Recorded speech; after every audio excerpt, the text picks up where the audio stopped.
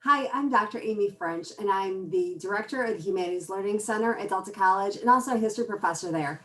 And I'm excited today to bring you a moment in time, a blast from the past, a historical little short story of coal mining in Saginaw County. And this is brought to us in conjunction with our friends over at the Castle Museum of Saginaw County History, especially Tom Trombley, who's their chief historian, an all around amazing guy, and provided the photographs and the actual script that I'll be reading today of the histories. So without further ado, I'm going to share my screen with you so you can see these cool pictures that he's dug out of the vault. They are pretty darn neat.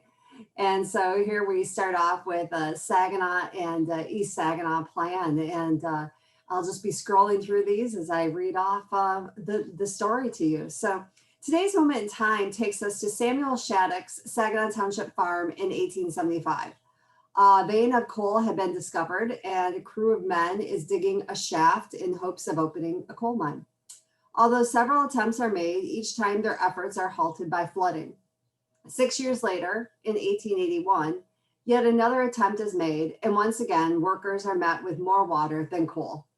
These first unsuccessful attempts to mine coal in the region are quickly forgotten in the midst of the great lumber boom, forgotten at least until the forests are cut. By the 1890s, Saginaw lumber boom was over. Saginaw's investors and speculators seeking new sources of income and wealth again start to explore for coal.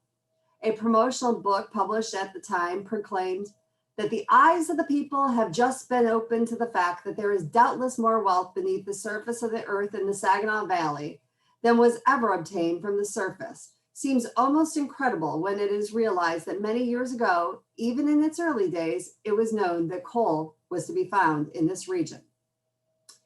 In the early 1890s, a small mine was opened in Saginaw County's Tama Township.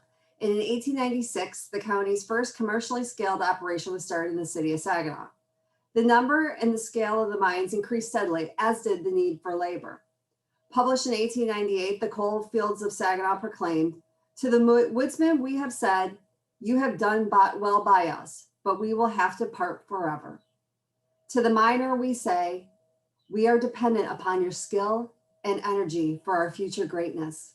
Glad to extend the hand of good fellowship to you."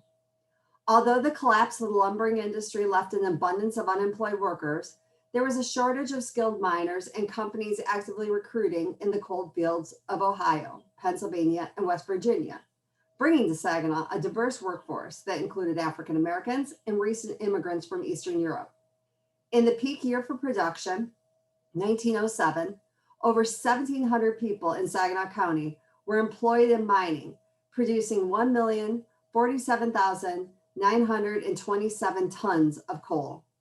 Much of the coal was used locally, some of it fueling industries developed to harness local, low-cost energy.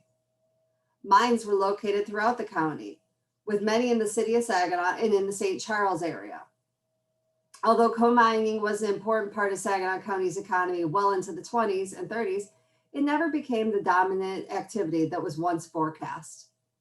The coal veins in the area were unpredictable, starting and ending suddenly, and operations were plagued by flooding, the same problem encountered at Samuel Shattuck's farm almost 8 decades earlier.